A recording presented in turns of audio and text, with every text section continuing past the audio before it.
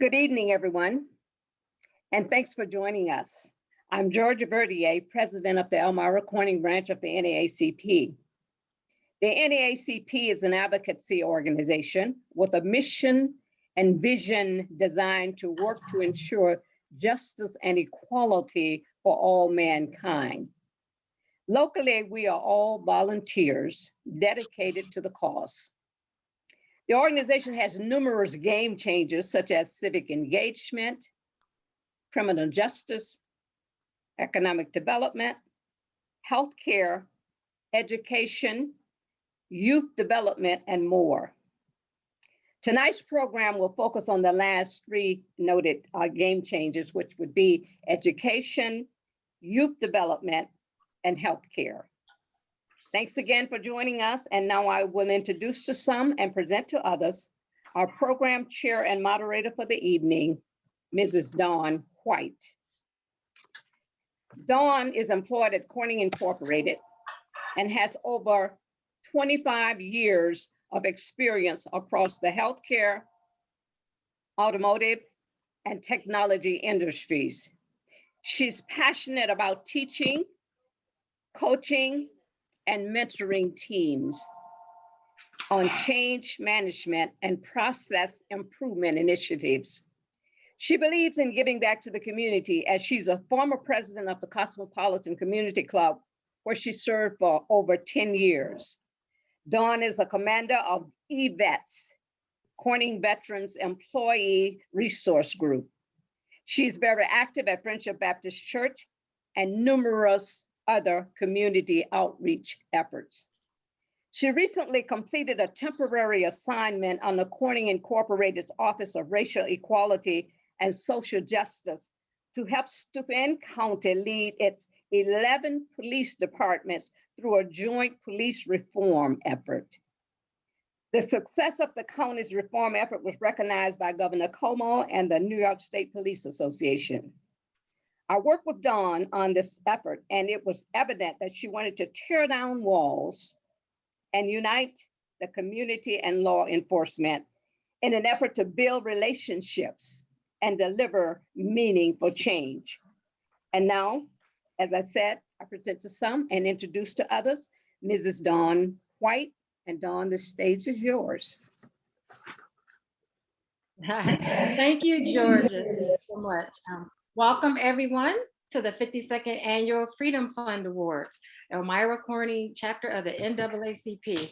I would just like to start off and just say I am very honored that Georgia and the organization asked me to do this tonight. I have been a big fan of this organization ever since I moved to the community. And it's not just about the work they have been known to do like over the few decades, but I just love the energy and passion that I've seen them stand up with in these last couple of years with everything that was going on in the community. And so I'm just thankful and proud to be here.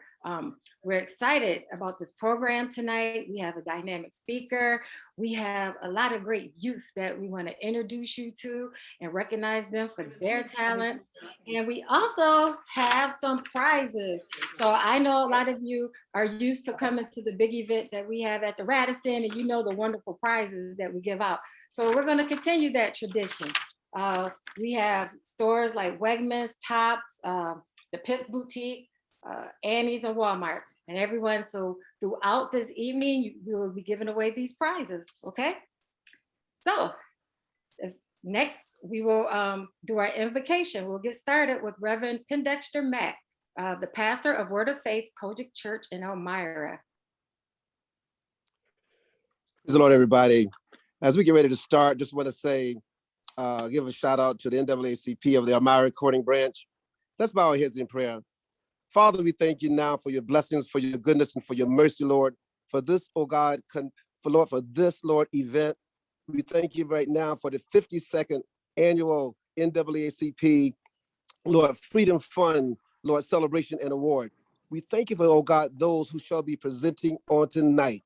Lord, our guests, Lord, Sister Miss Wellens, oh God. We thank you now, Lord, for the recipients who shall receive, oh God, gifts for, Lord, their hard work to our community. We thank you for all the members and for the president of the NAACP, God, We pray now that you will let your choice blessings be upon, Lord, this event, this celebration for all of the work, Lord, of our civic leaders, oh God. And we give you the glory, we give you the honor, and give you the praise in all we do and say. In Jesus' name, amen and amen again. Amen. Amen. Thank you, Reverend Mack. So next we will have the welcome. And I'd like to invite Miss Olivia Criston. She's the NAACP Youth Chair for School Services Educator for the CMOG in Corning, New York. Thank you. Hello, everybody, and welcome to the 2021 Freedom Fund event for the Elmira Corning branch of the NAACP. Thank you so much for supporting our program tonight. The Freedom Fund, as Georgia says, traditionally an in-person dinner, and it's an established tradition for NAACP branches all across the country, and it allows us to raise critical funds to affect change and advocate for our communities. It's also a great time for us to recognize some of our outstanding community leaders with awards, as well as assist our young emerging leaders with financial assistance grants as they pursue higher education with the hopes that they will continue to actively challenge society for good. The original Freedom Fund was founded in a period of determination and sparked renewed national hope. And so I think it is very fitting that we host this program the week New York State has reopened due to the effectiveness of the COVID-19 vaccines, and on the evening before the Juneteenth celebrations across the nation, and specifically in Elmira tomorrow.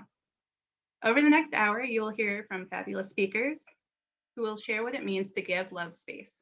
I cannot express my gratitude for your attendance enough, and it is with boundless joy and excitement that I welcome you all to our program tonight.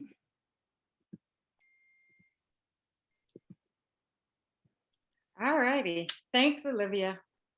So next we will have greetings from a few of our local politicians. First up is the Honorable William Boland, Mayor of Corning, New York.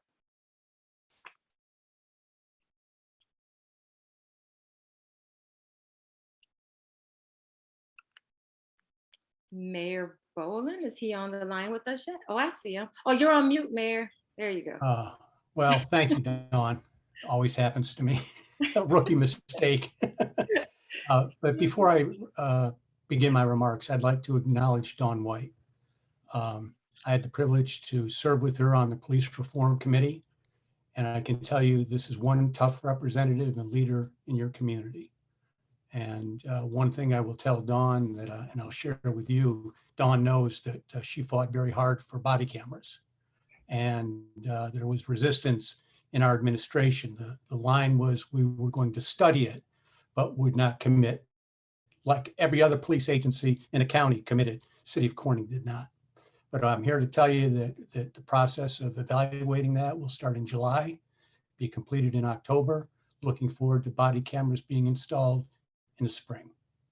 So that's for you, Dawn White. Thank you. That's awesome. So if I could just go on, please. First, thank you to the Elmira Corning branch of the NAACP for once again inviting me and the city of Corning to participate in tonight's festivities. It's been my pleasure to be with you in past years, and it is my pleasure and honor to be with you tonight. I feel a special honor to be here tonight to witness this history and progress. Tonight, my friends, we gather in joy that we Americans created a new national holiday, Juneteenth. It is a day to celebrate freedom and reflect on our communal present, a day of liberation, and a day to remember and honor the suffering in the past. We now formally celebrate the emancipation of a people that were always free in the eyes of God, but not in the harsh reality of their fellow man. May the creation of the new holiday be a new beginning for us all. It is my hope that this new holiday will also serve as a checkpoint each year, a place where we hold ourselves accountable for the progress in achieving full equality and justice for all. Let great leaps in this be done in our time, As a white man, a white American, I am happy tonight. I'm happy that was for the large part your holiday is now our holiday. a holiday we now share and celebrate and reflect on together as Americans. Americans that are coming to terms with and owning the past while living our nation's highest ideals and aspirations in our shared present. Happy Juneteenth, my friends. May our freedom always be a blessing. Thank you, Mayor Boland. And I would just like to also share with everyone on the line that you guys, when I was in that room fighting, believe me, Mayor Boland was right there by my side. And I feel like we aligned on so many important things, and he is truly an advocate for us. So Absolutely. absolutely. Yes, Yes. Yep. All righty. Thank you, Mayor. So next up is the Honorable Daniel Mandel, Mayor of Elmira, New York.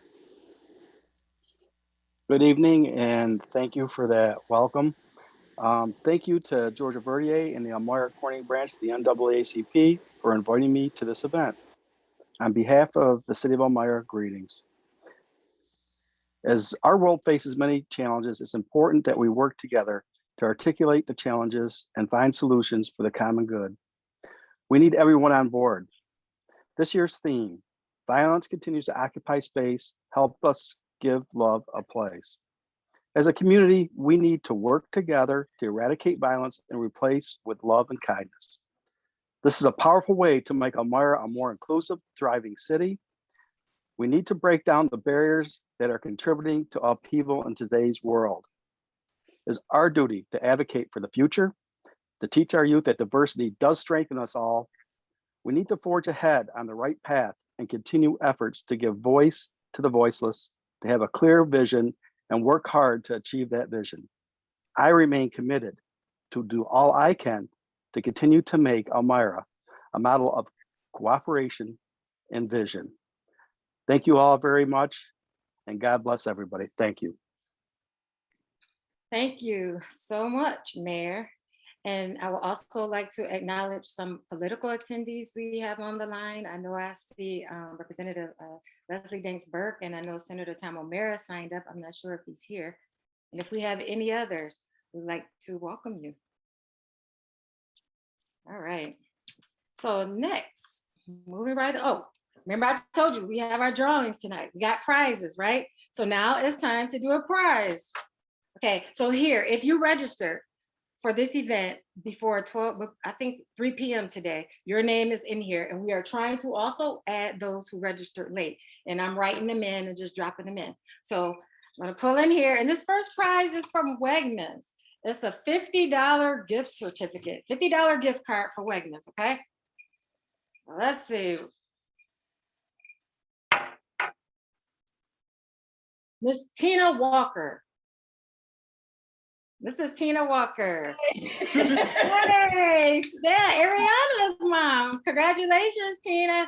So we have you down, and we'll make sure we get your prize to you. All right. All right. And we have one more for this time period, because we have 8 prizes total. So let me pick another one. The next prize is for Tops, and is a $20 gift card, 2 $10 gift cards. Miss Patricia Johnson. Is Miss Patricia Johnson here? Okay, Patricia, if you're here, you send us something in the chat. If you okay, she's hello, are you there? She's here. She is I'm trying to get her on her so she can have it on her own tablet, but okay, great. but that's okay. But say come talk. Yeah, we'll see you. Come on. I believe that she's there. Thank you. Okay, she believes she's there. I'm here. All right, Patricia. Well, congratulations on your top. Thank you so much. You're welcome. We have you down. All right. Okay, so we'll move right along in the program, and just keep in mind throughout the evening, we'll call names. So next, we're gonna hear from Mrs. Crystal Jubilee. She's the Deputy Director of Steuben County Public Health in Bath, New York. And she's gonna talk to us about healthcare and COVID-19.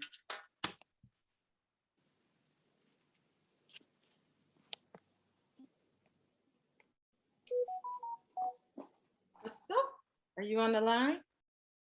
I'm sorry. I'm sorry. I was muted, so I apologize for that. But good evening, everyone.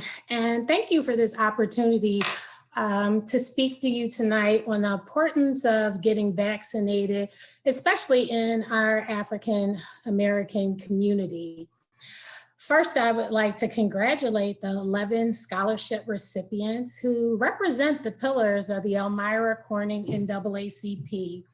Our students in our community come from all walks of life, yet they are here as graduating seniors or current college students. Against all odds, they've made it this far. I have no doubt that each one of them are resilient, as they have shown the past 15 months dealing with adversity caused by the global pandemic of COVID-19. We are all extremely proud of you, as you should be of yourselves. As I just mentioned, and you are well aware, COVID-19 is considered a global pandemic, but its impacts have been disproportionate along the lines of race and ethnicity. A year ago, when we were in the midst of the COVID-19 pandemic in the US, but especially in New York State, we saw how people of color were disproportionately affected by the pandemic. Many people asked, why was this happening? They were just not understanding why so many Black and brown people were dying at higher rates than other ethnic groups. Some of the reasons were people in racial and ethnic minority groups often work in essential settings. Think about when you go into your healthcare facilities, your factories, your grocery stores, public transportations. Those were the jobs that did not shut down. They were your essential workers. They showed up each and every day to make sure things were still running. So working in those settings led to more chances of exposure to COVID-19. Many of these jobs were hourly. So if people didn't go to work, they didn't get paid. They couldn't support their families. So oftentimes people were forced to still go to work. They couldn't work from home like many other people were fortunate to do during the pandemic. Additionally, many African Americans face multiple barriers accessing healthcare. Issues such as lack of insurance, transportation, childcare, or just the ability, as I stated before, to take time off from work made it harder to go to the doctor. So when minorities actually went to the doctor and they were diagnosed with COVID, oftentimes they were sicker. Add to that comorbidities that we know ravages our community: diabetes, hypertension, high cholesterol, obesity. Those things made it even worse for when people actually did get diagnosed for COVID. They were actually fighting for their lives with these comorbidities. Additionally, we saw and we know that people of color often live in urban areas. Often our urban areas are crowded. So a high percentage of the people living in those crowded urban areas, if they get sick, they don't have anywhere to go. So COVID easily spread through those communities a lot faster than it did other communities because we couldn't separate. So what can we do to help our community who has been affected so disproportionately by COVID-19? Vaccines serve as our best chance to put an end to the COVID pandemic. But we have a problem with vaccine hesitancy amongst Black people across the nation. And it's particularly pervasive and it's grounded, as we know, in more than just simple mistrust of the system.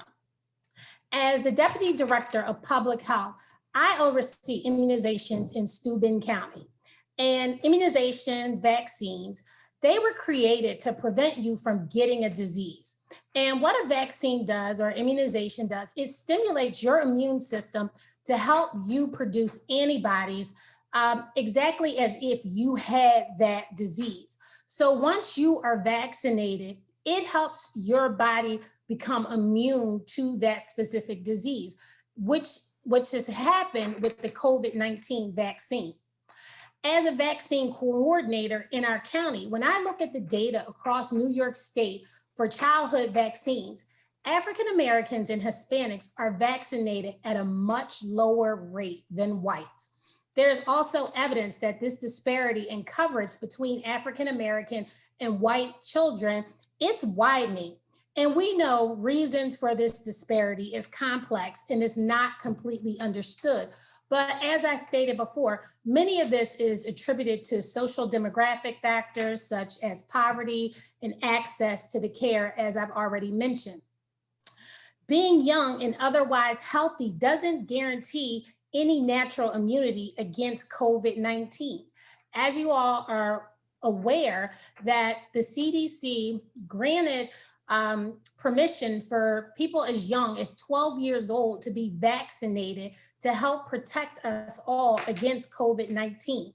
Widespread vaccination truly is critical to us stopping the spread of this pandemic. People who are fully vaccinated, they can resume activities that they did prior to the pandemic.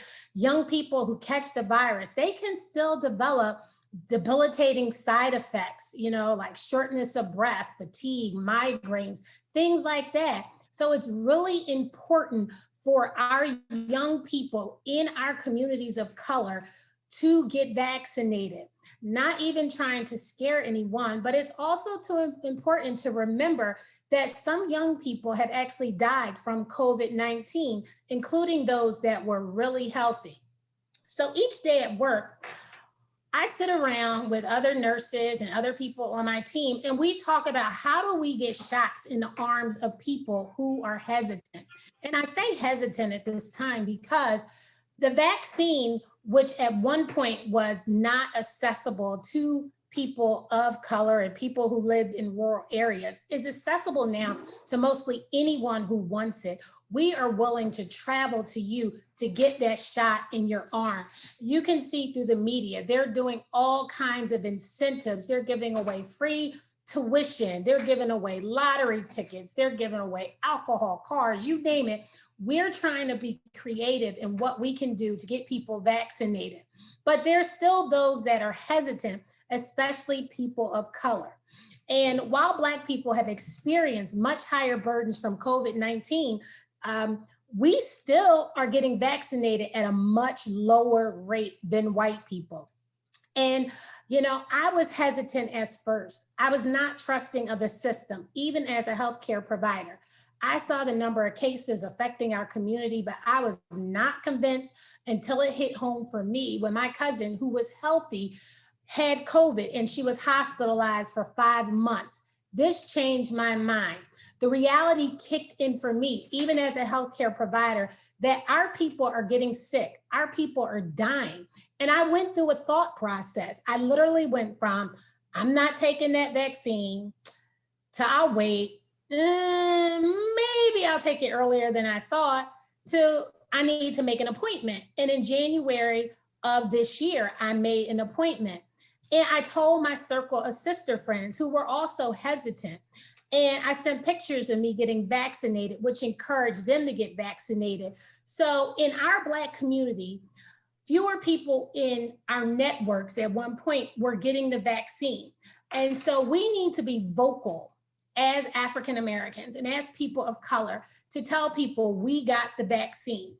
If you talk about your experience going to the club, or they have a sale at Macy's, or this restaurant was so good, tell people about your experiences about getting the vaccine. This is how we will get more people in our communities to be vaccinated, and we can help get rid of COVID-19. I know people say that this vaccine was rushed and they're trying to kill us all, but think about it. We're not going to get public health and the government, we're not trying to make more people sick. We want people to get healthy. There is a high bar that was set with the development of vaccines. There was a lot of people in pharma and companies, they worked together and it was kind of like warp speed, what we said, for vaccines to roll out, but it was something that they worked on, and these vaccines are safe. So I just want you to know, as an African-American nurse and an educator and as a deputy director, I strongly encourage you to get a COVID vaccine for you, for your children as soon as possible.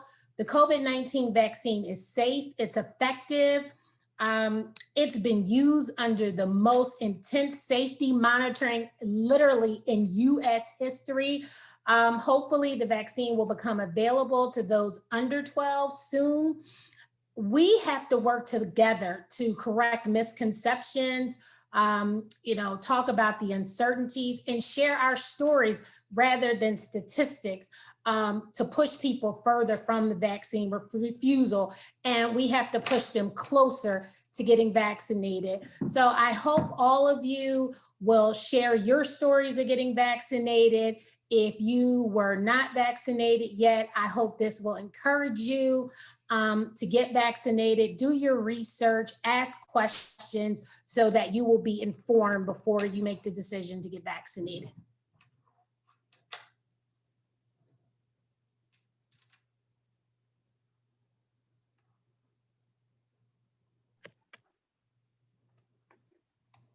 I think Dawn might be on another little assignment, but I'm coming up next anyway. So I'm sorry, I was talking and I had it on mute. I'm sorry. Oh, okay. So I'm sorry, but I wanted to just thank Crystal for that. And I know most of us, like we know Crystal, she's in this new role with the county, but before Crystal did that, you guys, Crystal was the nursing director up at CCC. And I just want you guys to know that she was pushing and making sure that minorities were represented in that nursing program.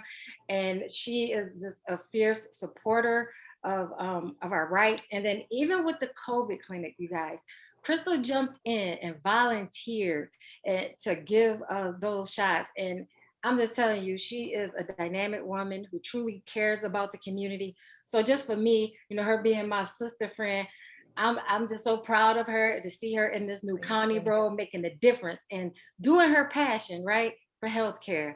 So just want you to know, Crystal, we appreciate you and all you do, okay? Thank you, thank you. You are welcome.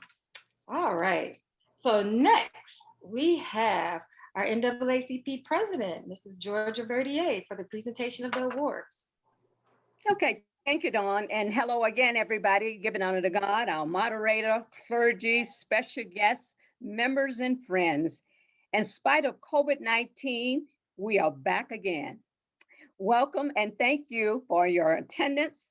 We're so glad to be able to celebrate our 52nd annual Freedom Fund event and have you with us. We are like 102 years old, so we are old heads, but we're still functioning. So on behalf of the officers and executive committee members, we thank all of you for your presence and dedication. A special thank you to Mrs. Dawn White for serving as our moderator and chair for this event, Ms. Janelle Wellens for agreeing to serve as our speaker, and all other program participants and supporters. It is recognition time, and each year we set this time aside for that purpose. So I will be saying thank you to some organizations and recognizing some special individuals who have made significant contributions to the branch and the community. Additionally, I will announce our financial assistance grant recipients. However, I must mention memberships before that, as they represent the lifeblood of the organization. And historically, we've been able to add memberships into the tickets for this event, but because we are in a new normal this year, we were not able to do that, but count on us, we will be back next year to do that. As well as we give our youth and young adults memberships. Every time we give financial assistance grants and youth awards, we give those kids memberships. And we're gonna ask those parents to keep those memberships going. We're doing our part, so we're counting on you to do the rest. Some of them are already members. So if you're a member, thank you. But if not, we're gonna give them memberships and we want you to keep them going, okay? Moving on, membership categories consist of regular, civil life, gold life, and diamond. They get a little bit more expensive as we go up the ladder. We have numerous civil life members, some gold, and this year I'm going diamond. As for me, we lead by example. So all of you, you're welcome to join the membership club. So check us out. You can call me. You can go online on NAACP and find out all about memberships and how you can become a member and what category you want to be in. In terms of the more expensive memberships like Silver Life, Gold Life, and Diamond, you can pay in installments, so much per year. So it's not like you have to do a whole one at one time, but we're counting on you to assist us with all of this, okay? So now we're going into two awards. First, we have our youth awards. Our youth recipients this year represent two handsome young men who are goal-oriented and dedicated to education, God, and community. Our first youth award is presented to Mr. Giovanni Folk, or Master Giovanni Folk, third grade honor student at Hugh Gregg Elementary School, Corning, New York. Giovanni's recognition is based on academic excellence, community service, and extracurricular activities. Giovanni Folk, a kind soul with positive goals, and he's a recipient of a Chromebook. Giovanni Folk, let's congratulate him.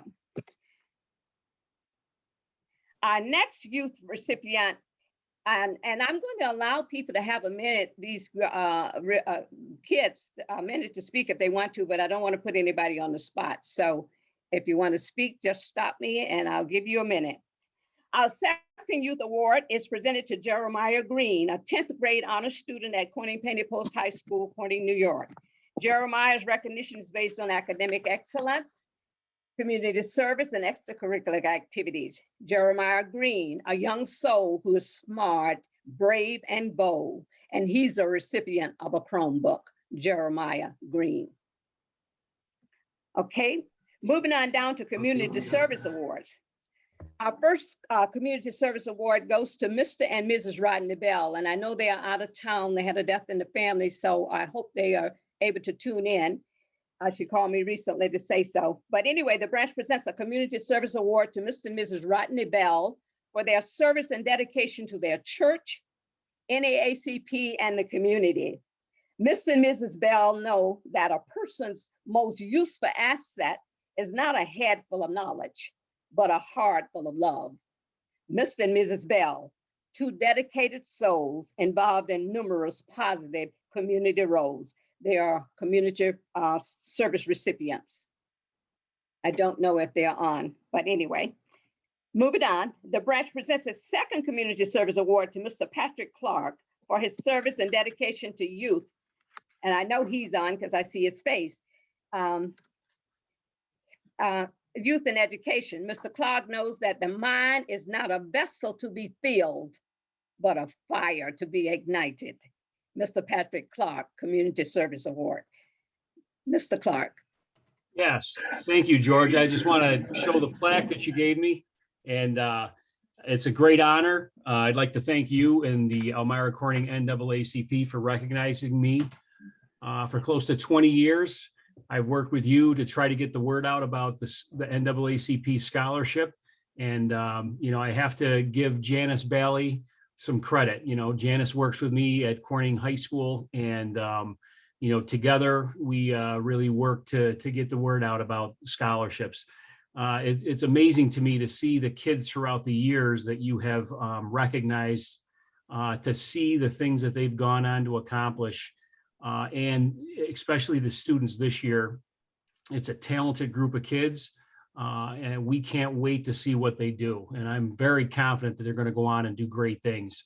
It's amazing. There's times where, I'll have people in my generation, I'll say the older generation, can kind of see the gray hair coming in, say to me, man, when I tell them I'm a guidance counselor, they're like, how do you stand dealing with those young kids? And I'm like, I don't know the young kids you're dealing with, but the ones I deal with are fantastic. The saying that the youth is lazy and everything, and I totally disagree. We have kids that will enter our building at 7 o'clock in the morning. And, if they're in an athletic event or performing arts event, sometimes they're not getting home till 7 o'clock at night. And then they start their homework. And then some of them are like, yeah, Mr. Clark, you keep emailing my parents and I got to do this scholarship application. So I'm privileged to work with young kids in Corning. They're a great group of kids. And I really appreciate the fact that you honored me. It means a lot. This plaque is going to go up in my office right next to my computer. Thank you very much. Thank you, Mr. Clark, and you're so welcome. Our next award is a business award. The branch presents a business award to Multimedia Services for their service and dedication to the NAACP community and their desire to connect customers through print. Multimedia business recipient. I don't know if they are on, but they are wonderful people who do a lot of work for us. And during COVID, they did a lot of free work for us. So I applaud them. Our next award, and I'm so glad to see the man on who's going to get it because he wasn't sure. Our Lifetime Achievement Award. The branch presents our Lifetime Achievement Award to the one and only Mr. Clarence Bucky Jeter, a dynamic individual who's devoted to community service, one who is active in his church, community, and the Finger Lakes area. Mr. Jeter is a music maker. Tonight, we're excited to honor him as our man of all seasons. And we're happy to be able to place his honorary leaf on our Lifetime Achievement tree. Mr. Clarence Bucky Jeter, our Lifetime Achievement recipient. Bucky, so glad you're able to be in attendance. Bucky's on mute, so I don't know if you wanted to say something. Okay, moving on down to our final category, financial assistance grant recipients. Our scholarship program was established in 1993, and we are celebrating our 28th anniversary. We have given out hundreds of scholarships for decades. Currently, the program is called our Financial Assistance Grants Program, and I'm proud to say to the financial assistance grant donors that your investments continue to pay good dividends. So moving on, tonight we present our financial assistance grants to 11 deserving young individuals. The grants are based on essay quality, community service, personal accomplishment, and career paths chosen. Due to time constraints, I will announce the recipient's name, career path, college or university, and the recipient will have an opportunity for a 1-minute response. In addition to the grants, each individual will receive a certificate of special congressional recognition from Congressman Reed and a legislative proclamation from Senator Elmira, Assemblyman Palmisano, and friend.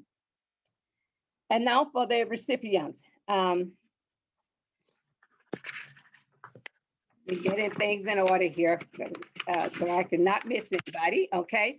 The first recipient is Miss Ashanti Usher. Ashanti moved out of town, but she was one little soul that had a goal to help the NAACP anyway and anytime. So we didn't forget her because she never forgets us. The branch presents a $1,000 Phillips Van Houston, a PBH Foundation Financial Assistance Grant to Miss Ashanti Usher, Deep Creek High School, Chesapeake, Virginia. Ashanti plans to attend Virginia Tech, Chesapeake, Virginia, to pursue a career in biological sciences. Ashanti Usher, a talented soul, hanging out in science with a medical goal on her mind. Ashanti. Thank you. I do got something to say. Okay. I want to say it is a great pleasure and a warm thank you for granting me the honor to accept this grant. You know, I'm truly motivated and humbled above all else. Words do little to express how truly how grateful I am. You guys have shown so much love and support towards me over the years, and the only way to describe it is a blessing. I adore you all, and I have the utmost respect for everyone here, and appreciate those who have watched me grow and encourage me on my journey. Thank you. You're so welcome, and continue the journey. Next, the branch presents a second PBH of $1,000 PBH Foundation Financial Assistance Grant to Mr. Tyree Day, Horseheads High School, Horseheads, New York. Tyree plans to attend St. Bonaventure University, where he will major in accounting. Tyree Day, a young soul with a business goal.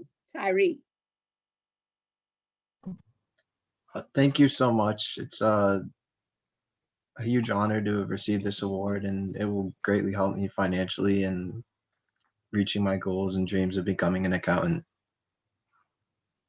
Okay, we look forward to that, and maybe we'll be able to use you in the future to help us out, okay? Okay, next, the branch presents a $1,000 Raymond Curry Memorial Financial Grant, and I can see him on, and I'm so glad you made it from way out where you live. In memory of Mr. Charles McGrady, to Mr. Nicholas Jubilee, Corning Penny Post High School, Corning, New York. Nicholas planned to attend Villanova University to pursue a nursing career. Nicholas Jubilee, a young man of the times with a medical goal in mind. Nicholas. Hi, everyone. I would like to say thank you so much to the NAACP for this scholarship. It means so much to be receiving this. I'm truly grateful. And as Ms. Georgia said, I'm pursuing a career in nursing, and long-term, I would like to become a certified registered nurse anesthetist. And so as I said earlier, I'll just thank you so much for all of your support over the years, and just always ensuring that I'm able to help out my community in the best ways possible. So again, thank you. Thank you, Nick. Continue the good work. The branch presents a second $1,000 Raymond Curry Memorial Financial Assistance Grant in memory of Mr. Robert Watkins to Miss Ariana Haskins, Corning Penny Post High School, Corning, New York. Ariana plans to attend the University of Pittsburgh to pursue a career in biological sciences. Ariana Haskins, another young soul with a medical goal. Ariana. Thank you to the NAACP for giving me this scholarship. I will use it to the best of my ability towards my, to further my education. Thank you again for it. You're so welcome, Ariana. We'll probably need your help to help cure some of our ailments, okay, in the future. Okay. Our next scholarship goes to, let me make sure I got it in order here. And I hope I pronounced your name correctly. It's the Nasha Best. If I didn't, you can call me later. We presented a $1,000 Park Church Financial Assistance Grant to Nasha Best, Elmira City School District, Elmira, New York. Nasha plans to attend Howard University in Washington, D.C. to pursue a career in political science. Nasha Best, a beautiful soul with a political goal. Nasha, are you on? Yes, I am. Hi, it's pronounced Nasaya Best, but I just wanted to say. Nasaya, I'm sorry. Okay. I went online and they didn't pronounce it right. Okay. That's okay. I just want to say thank you so much for this award. I was super stressed out about how I was going to pay for Howard University. And then I was praying, and then the next day my mom showed me the scholarship. And so I applied and I got it. So I'm just really thankful for this. Thank you very much. Well, thank you. And you make us proud, okay? And forgive me for the name mispronunciation. Okay, the branch presents a $1,000 Chemung Canal Trust Company Financial Assistance Grant to Ms. Parker Moss, Elmira City School District, Elmira, New York. Parker plans to attend Lincoln University to pursue a career in political science. Parker Moss, another young soul with a political goal. Parker. Hi, I'd just like to thank the NAACP for considering me for this scholarship and granting it to me. And I can't wait to use this in helping more people in the future. Wonderful, wonderful. Thank you, Parker. The branch presents a $1,000 Kappa Alpha Psi Financial Assistance Grant to Mr. Richard Priestley, Corning Penny Post High School, Corning, New York. Richard plans to attend Corning Community College, Corning, New York, to pursue a career in business administration. Richard Priestley, an energetic young man with a business plan. Richard. I just want to say thank you guys for the scholarship, and also my dad, I'm on here somewhere. Thank you for setting this scholarship flow, and one last time, thank you guys for doing this scholarship. Okay, Richard, thank you. Bless you.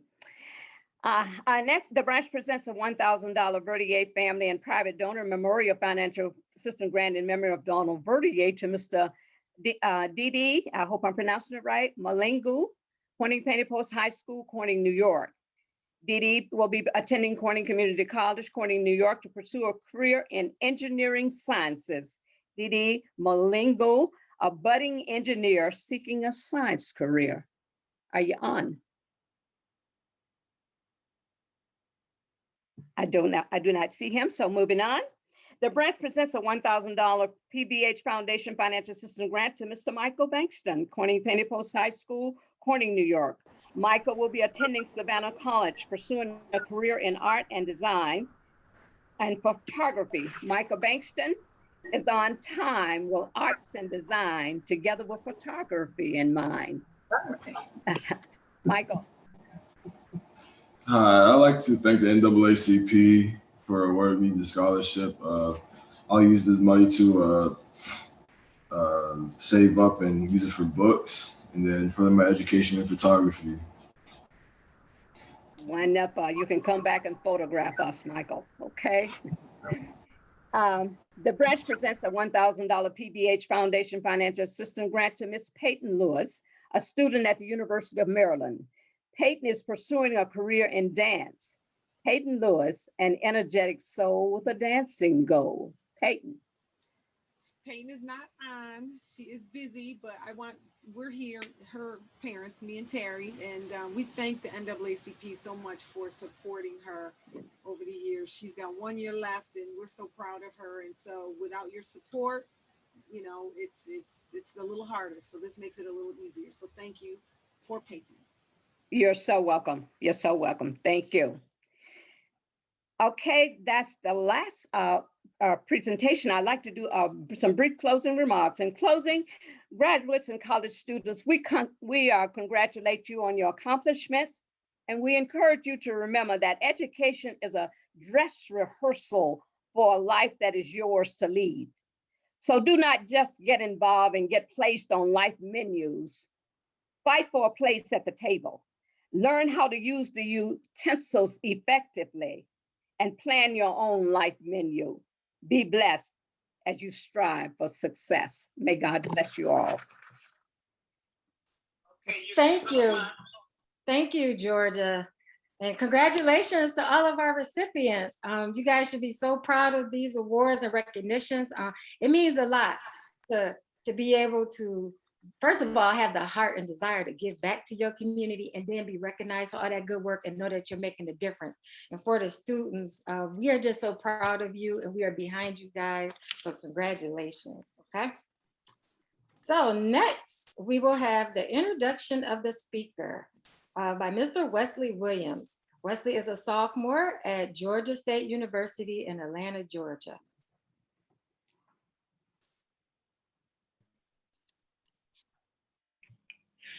Hello.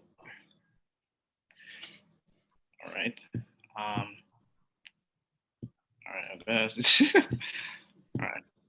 Janelle Wellens graduated with her BS in Aerospace Engineering from the Massachusetts Institute of Technology and is currently working at NASA Jet Propulsion Laboratory, JPL, as an instrument operations system engineer. She has won various team and individual awards in her time there, the most recent being the JPL Bruce Murray Award for inspiring students to engage in STEM, quenching their thirst for knowledge, and sparking a curiosity greater than the stars in the sky. Her job consists of planning, generating, and validating the commands to operate scientific instruments in flight, as well as monitoring their health and safety. She also works to develop instrument ground data systems and concepts to be used in operations. Her current projects consist of the multi-angle imager for aerosols, an instrument that will be used to make measurements for air pollution, Sentinel-6, a mission to precisely measure sea levels, SWOT, or surface, water, and ocean topography, the Lunar Reconnaissance Orbiter, and she has previously worked on the Cassini mission, which studied Jupiter and orbited Saturn and its moons. Additionally, she serves as the president of the Black Excellence Strategic Team, one of JPL's employee resource groups. When she isn't working, you can find her scuba diving, cosplaying, traveling, playing video games, enjoying the outdoors, and doing outreach for communities traditionally underrepresented in STEM. Ladies and gentlemen, Janelle Wellens. thank you so much for that introduction, Wesley. That was a lot. If you miss anything, don't even worry about it. I'm going to go over it in a way that makes a lot more sense, even for me. So I was wondering, Dawn, do we have an update on screen share? Yes, we are trying to bring it up, okay? Oh, great. Yay, wonderful. Thank you. Okay, Paulette, just go and hit slideshow. Yeah, there you go. Awesome. Thank you so much for driving for me. So today I would love to talk with you all about creating space for good. I thought this topic fit in well with the theme of today, and I hope you can leave with a little something by the end. So every story has a beginning, right? This is mine. So growing up, I lived in New Jersey. I came to, both my parents loved me so much, supported me so much, but neither of them had jobs in STEM. And so I never had this innate feeling that I would be an engineer one day, let alone work for NASA. I mean, you might as well say you want to grow up to be a princess. No one did that where I was from. But my mom worked with engineers. And so lucky me, she brought me in for Bring Your Child to Work Day. And on this occasion, I got to sit in the desk of one of her coworkers and pretend to be an engineer for a day, safety goggles on, messy desk and everything. And so growing up, their support meant the entire world to me. And if anything, it just empowered me to be curious and to not worry about if my interest fell in the pink aisle of Toys R Us with the Barbie dolls or the blue aisle of Toys R Us with the Legos. I could do both. So let's fast forward a little bit, and I'm in high school, just like you all. And, I'm not sure, can you go back a slide? I'll give you a cue. Thank you. So I'm in high school and I'm not exactly sure what I want to be or what I want to do. Unlike my classmates who have these 5-10-year plans, I'm over here thinking, I'm just trying to graduate. That's my goal. Is that a good goal to have? And so when junior year came around, I actually started to get mail addressed to me. That's so weird. Growing up, I didn't get mail addressed to me. That went to my parents. So this was a new one.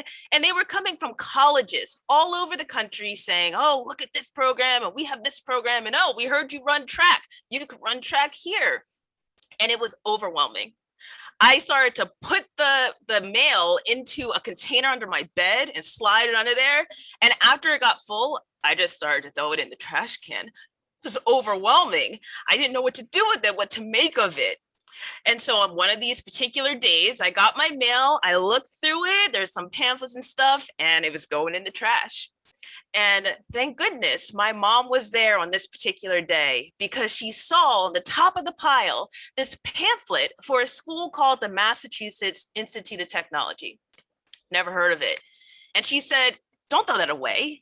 MIT, that's a great school. Let's look at this. And so we did. And it talked about how they had this summer program for juniors going into their senior year where you would learn all about STEM, stay on campus at the college and with about 70 other peers and basically get an intro to STEM in general. And so, my mom was like, oh, you're applying to this because the best part about it is it's free if you get in. And I'm like, okay.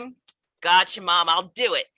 And so I went, and I applied, submitted it the day before it was due because I was always a procrastinator and kind of forgot about it. And so I'm in class one day and one of my friends, he asked, what are you doing for the summer? A group of us. And I said, oh, I'm going to run cross country unless I get accepted into this summer program for a school called MIT. I'm not sure if you've heard of it. He said, heard of it? Do you understand how hard it is to get into a school like MIT? Do you understand how well known they are for their engineering? And it was overwhelming. Oh my goodness, no one told me. I just applied to this thing and, hoped for the best. So that night I actually went home for the first time and I looked up on my computer the stats and I found out that the previous year over 2,000 candidates applied to this program and they accepted one from New Jersey. It was a wrap. Because it wasn't about to be me. I wasn't what they were looking for. I wasn't perfect. I didn't have all the answers. I mean, there were people in my own class who were better than me. And so I wasn't about to get into MIT. So when my mom called me when I was at spring track practice saying, you need to come home and blah, blah, blah. I'm like, Mom, but we went over this already. Like, clearly I'm not getting in, so don't get excited. And she said, just come home. And so I did. And she's waiting in the door with this package. And she's like, oh, open it. I'm like, Mom. And she's like, Janelle, they don't send you a package to tell you you didn't get in. Like, oh, wait a second. Wait a second. That's a good point. And for the first time, I had hope. I believed in myself. And I ripped open that package. And the first word, it said, congratulations. And that word changed my entire path. Because if it had been up to me, I would have counted myself out before I even had the chance. I went to the program, next slide, please, and met all these amazing students. We're all in our red shirts at the grand finale. I was part of the mechanical engineering team. I found for the first time this community of people who were willing to stay up until 2 a.m. to find the answer to a problem, even though it didn't even count as a grade. It just didn't count for anything, but we did it because we loved it. We were curious and passionate. And so I went from having no idea what I wanted to do to suddenly knowing. And now I knew I wanted to go to MIT. So I applied that fall, freaked out every single day, complaining to my mom and dad, I'm not going to get in. And then I got the letter and was accepted and started my journey in college. Next slide, please. So this, oh, sorry, I forgot about that. That's me in the picture. So this is my school. This is where I went to school. And I chose these pictures because I thought they did a good job explaining the quirkiness, the kind of weirdness of what it was like to be at MIT. You have this building in the top left that looks like it could have been out of a Dr. Seuss book, you know, buildings going this way and that. The top right, our largest building on campus where I had my math classes. I was coming home from office hours one day and was like, wait a second, what is going on here? Can anyone guess? Drop it in the chat if you know what game is being played on the side of this building. But this was a normal occurrence being a student here. On the bottom picture, it may be hard to tell, but what you're looking at is a wooden roller coaster that actually worked. Did I get on it? No. Did I watch other people? Yes. So they proved that it was able to do a little something. And I'm checking out the chat and seeing Tetris, and you were all correct. It was a game of Tetris. So this was my school, and this was everything that I wanted. This is what I learned about that summer, but I had this new problem. I had still no idea what I wanted to do. What am I going to major in? Oh my goodness. So I think to myself, you know what? I'm just going to be a theoretical mathematician because I love math and that sounds pretty cool. I talked to some upperclassmen and they say, you know, Janelle, I know you think math is cool, and that's great, but MIT is a school known for engineering. And so how about you just give an engineering major a try? There's a bunch of intro classes. It can't hurt. It's okay. Take a look at the list. You got computer, electrical, biological, mechanical, chemical. The list just goes on and on. So many choices. Then I come across this one major, and it's called aerospace engineering. Has space in the name, and honestly, I've always thought space was cool. Is there anyone who doesn't think space is a little cool? So hey, I'm gonna go with that one. So I'm in class, first day, the professor, he's at the board, he's talking about what we're gonna learn for that semester. He says, we're going to learn about how planes fly, the rocket equation, and next slide, please. We're also going to learn a little bit about the history of spaceflight. And he pulls up this picture of an astronaut fixing the Hubble telescope. And, you know, my eyes, I'm just filled with wonder. It's like, wow, people can actually have a job that lets you make things in space. And then, next slide, please. He points out that the astronaut in the photo is him. It's like, wait a second, what did you just say? I'm looking around, left, right. No one's having a reaction. Did all these people know already? Found out later they did. Our professor was an astronaut. I had never known anyone who worked for NASA, not even a second degree connection. And now I'm in the same room as an astronaut. And this changed everything because I went from not exactly being sure what I wanted to do to knowing that when is the next time in my life that I'm going to have the opportunity to learn from someone like him. So I decided, let's do aerospace engineering. I start my journey, I start my career, and it's honestly incredible learning all these things about engineering and space. And while I'm doing it, I'm also finding I have another passion. Next slide, please. And that's giving back to the community. I mean, come on, I got to MIT based off of a pamphlet. Otherwise, I wouldn't even have known about the school, let alone apply to it. So now was my chance to give back. So this was an event that I actually helped the Boston Children's Museum out with our local National Society of Black Engineers chapter. Get out of there. Come on. Since you're in there, go jump over there. Okay, cool.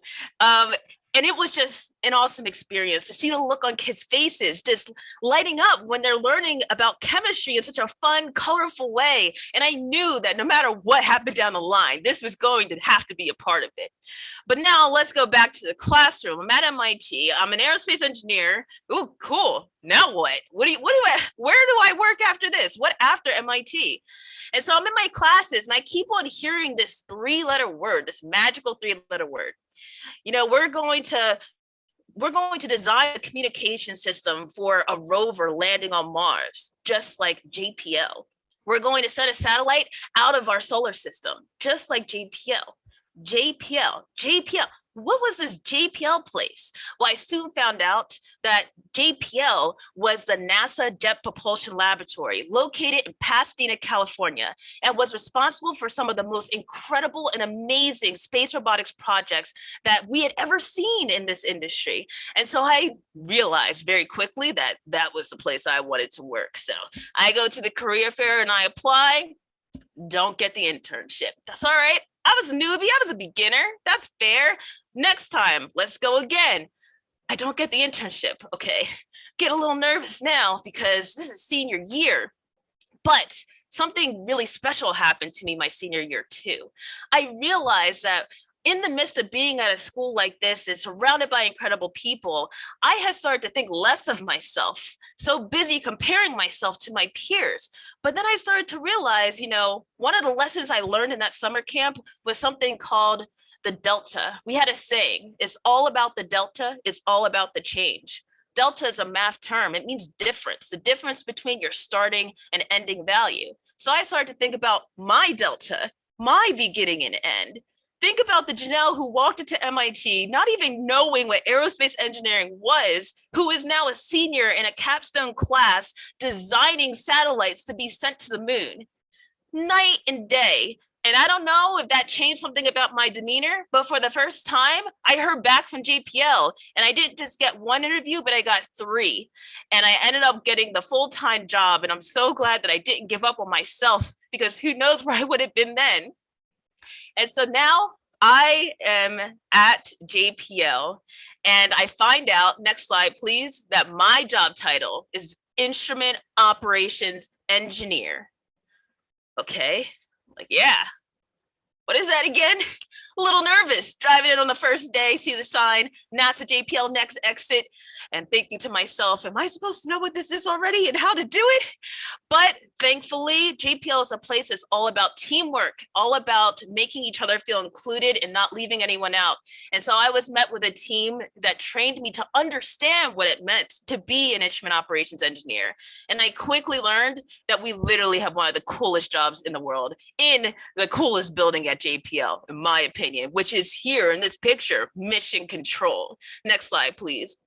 So I think the easiest way to go about explaining my job is to start where it begins. So instrument, what kind of instrument are we talking about here? I knew that it's probably not a musical instrument, and turns out that's correct.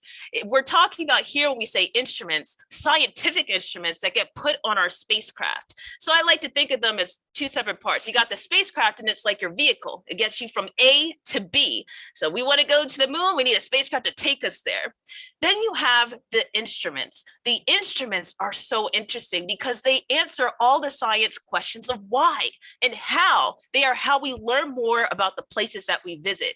So as an instrument operator, it's my job to operate instruments that are currently in space. And I do that by commanding them, creating instructions for them to understand. Next slide, please. And instructions in terms of instruments turn out to be ones and zeros, machine language. But that's fine, because my job is to speak with the scientists, figure out what they want to do. Please go back. Figure out what they want to do, and turn those into requests that the instrument can understand. So in this case, the ones and zeros, they actually mean something in human language. It means dare mighty things. They could be interpreted. So these messages get sent out with the antennas that you see in this photo that are about the size of the Disneyland castle. They are huge things, and they enable us to talk to just about anything in space. Next slide, please. And so what I love about JPL is that there are just people who are so passionate about this stuff that they find ways to do Easter eggs. Can you press the next slide, please? It'll show an animation. So here is something that has always blown my mind. It is a video. Oh, can you go back one, please? This is a video, so it should play. Thank you. Oh, it says media unavailable. That's fine. We can go to the next slide. So basically, that was a video of this parachute opening up, and it's landing our Mars rover on Mars. And this happened this last February. It's an event that we've never gotten to see with these cameras before. And the parachute opens up, right? And it has these white and orange spots that you see right here. And turns out that they didn't just choose these colors by random. They chose them with a purpose so that we could put our mantra in the parachute, dare mighty things, along with the longitude and latitude of the lab. I thought that was super cool. JPL loves to slip in Easter eggs with every mission that we do. Next slide, please. And so the other half of my job as an instrument operator is to make sure that what we actually planned happened. I kind of like to think of my relationship with instruments as like a doctor and a patient. So you know how doctors, if you have a patient, you get their charts, you run tests, right? I want to make sure everything is going well. Well, these are my charts that you're looking at.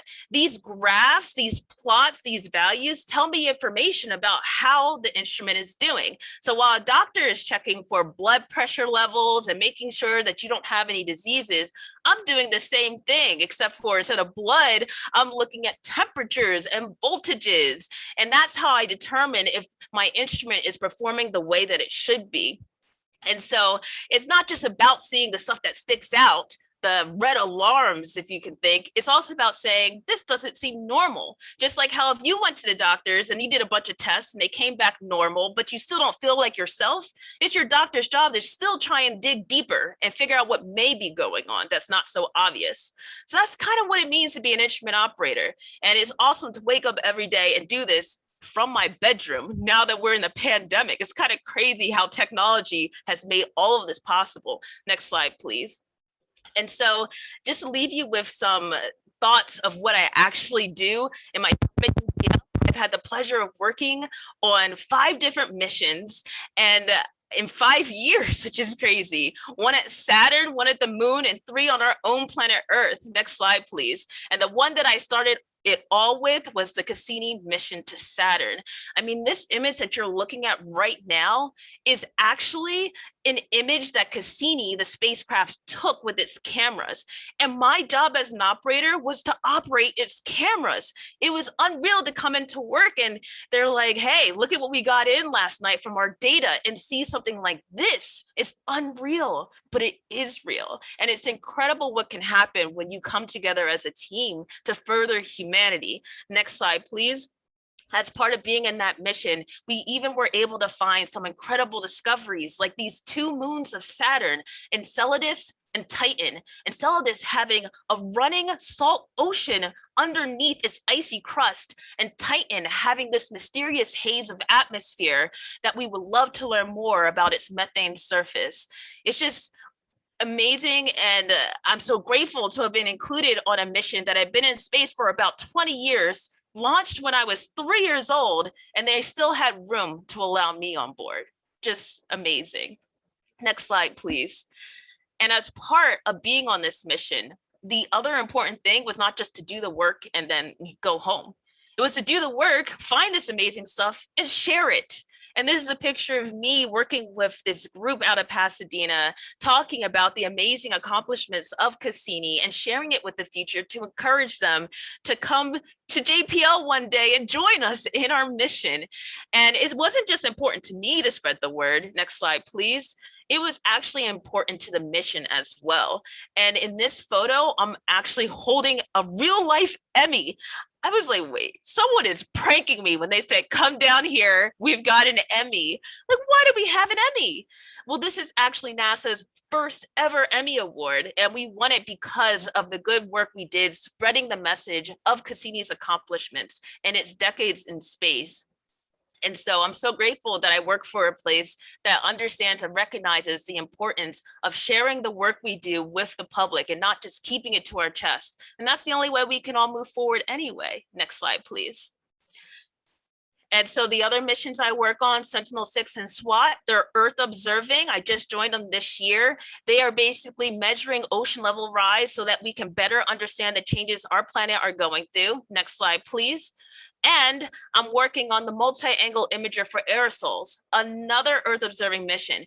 I've been on this one for 3 years, and I'll have to say, this is the most impactful mission I've ever heard of coming out of NASA, because the whole point of it is to measure pollution in cities around the world so that we can do a health study to find out what kinds of pollutants are causing harm in our communities. I'm so grateful that NASA cares about these things, and being a part of it, figuring out how we're going to operate it once it gets in space has been special.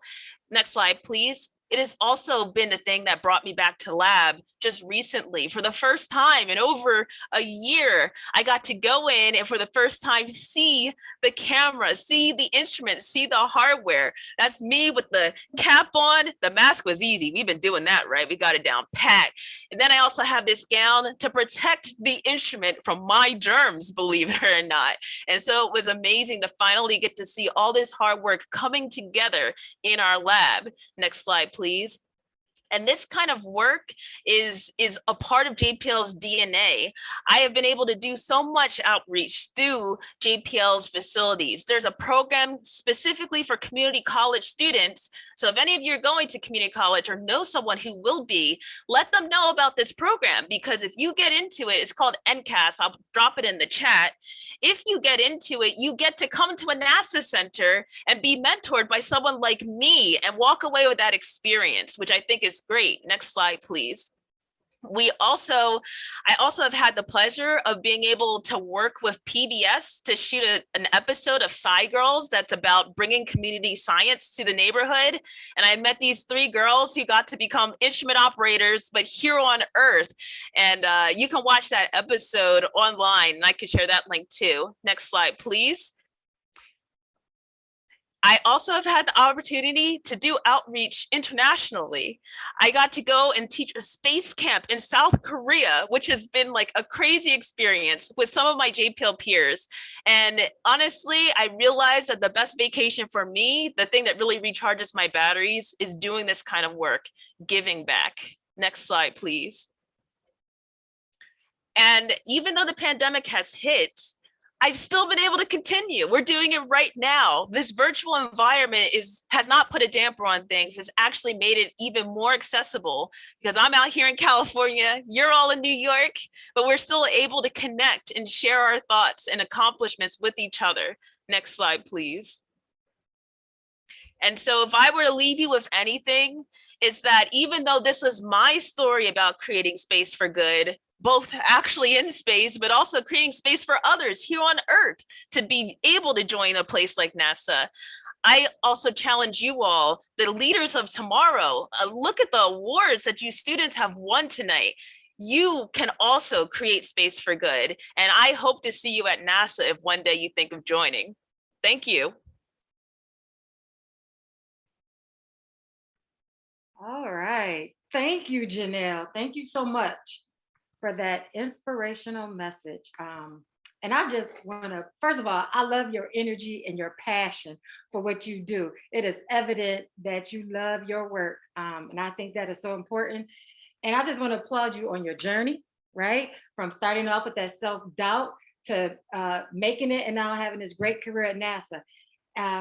I think that you are such a role model for young people. You are such a great role model, because sometimes that's what it takes, you guys. It takes to see someone that looks like you know, breaking down barriers and excelling, and that just gives you the confidence to know that you can do it. So I hope all of the young people on here listening, you know, that this is a lesson for you to know that you can do it. You got to believe in yourself, because it all starts here, okay? All right. So before we move on to do announcements, we got some drawings. Remember I told you about all those great prizes at the beginning? We got quite a few more to give away. So let's see who our lucky winner is next. So this next prize is a Pips Boutique gift card for $75.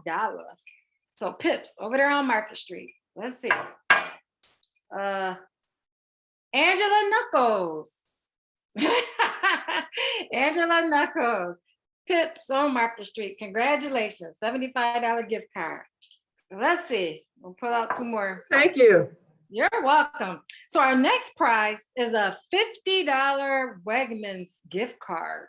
So let's see who our lucky winner is for that. Hold on, y'all. Sorry.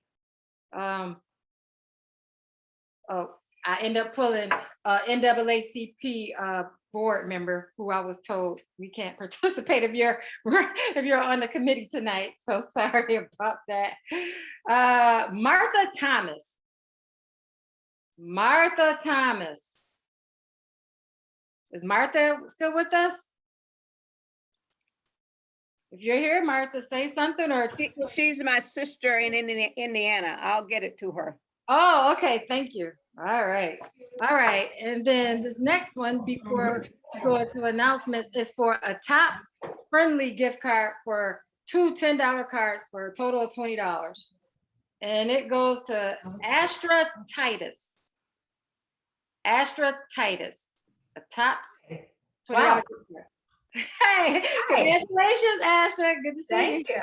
Astra, we're going to let you have it, but you weren't supposed to be in I it. know. Well, that's what I was just going to say. I thought that she just said the board. The board members.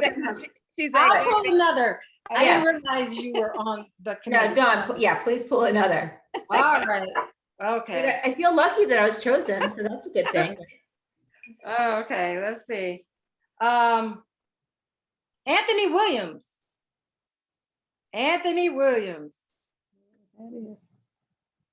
Still on the line. He signed in with us, so he was here.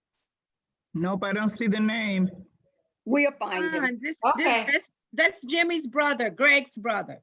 Oh, okay. Yeah. All right. We'll get it to you, or we'll get his address. All right. Congratulations, Anthony, on that Tops card. So we do have three more, but we're going to go ahead and let Ms. Georgia do the announcements and closing remarks. And then after that, we'll come back and finish up. Huh? Okay, Dawn, before I go, I did a big goof. I left out one of our college students, and I am so sorry. Ashley, charge it to my head and not my heart. Our last college high school student who I missed off the list is Ashley Badger, a student at Corning Painted Post High School, Corning, New York. She's the recipient of a $1,000 PBH Foundation Scholarship, financial assistance grant. And Ashley plans to attend the University of Albany to pursue a career in psychology. Ashley Badger, a forgotten soul with a psychological goal. Ashley, I am so sorry. Okay. Yes. Thank you. I just, good evening. I just wanted to express my gratitude for this scholarship, because education is like the highest priority in my opinion. Thus, receiving this award is truly an honor. I thoroughly intend to take full advantage of this opportunity and want to thank you again for your belief in my abilities. Thank you. You're so welcome, Ashley, and please forgive me. I am so sorry, okay? Okay, Dawn, in terms of announcement and closing, I just want to say before I close out, I want to thank everybody for zooming in, for participating. And I really want to thank Janelle for taking us on a space journey. I like your energy, I like your drive, and I think you are a good person to excite other young people about possibilities. So many times we allow life to place stop signs on our mind, and we won't pursue things because people tell you, well, you can't do that, or you shouldn't try for that, but you were a non-stopper. And to have the young people hear that, I hope it has encouraged somebody who might have been discouraged along the way to say, if she can do it, I can do it. So thank you again for a job well done. May God bless you and keep on doing what you're doing. And to our moderator and all the other people who have been on, we just thank you for a job well done. Crystal in healthcare, the mayors and everybody viewing. This journey is tough and long, and we're in a new normal, which makes it even tougher. But without you, we won't make it. We're like a bird without wings. So you help us to fly. So thank you for giving us wings tonight, and may God bless you and keep you. And I know you don't want to keep you any longer, so I'm going to give you some quick announcements, and I'm going to be done. On Saturday, which is tomorrow, we're going to have Juneteenth. The Elmira Juneteenth celebration will occur on Lake Street in Elmira near the Economic Opportunity Building, and it is from 12 noon to 4 o'clock. The event will consist of a variety of events and vendors, including food, and is outside on the street. And our health will be there doing vaccinations. And in order to try to break into this hindrance, the people who are really kind of afraid and fearful and resisting getting vaccination, we're going to be getting incentives to the first 10 people who register. So you might want to stop by and get that shot in the arm because you will be paid to do so. The next announcement, during the month of July, the city of Elmira, together with law enforcement and the NAACP Program of Peace and others, we're going to do a rally in Elmira entitled Stop the Silence on Gun Violence. And you will hear more about that. And if you want to participate, you have the date and time. And during the month of July, the Elmira Center for Cultural Advancement, or ECCA, will be presenting, together with a variety of sponsors, including the NAACP, a Black Film Festival during Fridays in July. Stay tuned for further information on that. So there are a lot of opportunities going on. And the branch, as you know, we sponsor a school supply giveaway. We will be doing that in August. So you will hear more about that late August. So those are the announcements. I thank you again for all that you've done and for being with us this evening. And now it's back to you, Dawn. All right, thank you, Georgia, thank you. And so before I put these names, I just want to give a special shout out to Ivan Jubilee and Paulette Daniels for working behind the scenes to run our technology. You guys know we had some bad experiences last time. So we really tried to come together and put some protocols in place to block that out. And I just want to thank you guys for what you do behind the scenes, okay? And I thank the three of you too, very much. Right. Okay, so the next prize here is from Annie's in Elmira, $50 gift card. And Karen Blanding is our winner. Karen Blanding. She's still on the line? Karen is yes, okay. I am, but congratulations, Karen. Thank you, but I don't know if I should just throw it back. If I just give it back to another member. I mean, I'm here to support it, but I think the gift would go back to one of your members. I'm here always to support you, you know? Okay, well, that's fine. I'll pull another name. Well, I will say the first time I won something in a long time, so thank you, you know. Awesome program. Janelle is awesome. Thank you, Karen. Okay, Karen's gift of the Annie's gift card will now go to Janice Glover. Janice, are you on the line? Janice Glover. She was on, and her husband too. So we'll make sure we get it to her. Got it. All right. Okay. And then next we have a Walmart gift card for $50. The winner is Daniel Mandel. Daniel Mandel. Wow. Oh, thank you very much, but I'll go ahead and donate that back to someone else, please. If you could. Okay. Okay. Thanks. So then that's fine. The next name is Maddie Irvin. Maddie Irvin, $50 gift card from Walmart. I'm here. I'm a guest.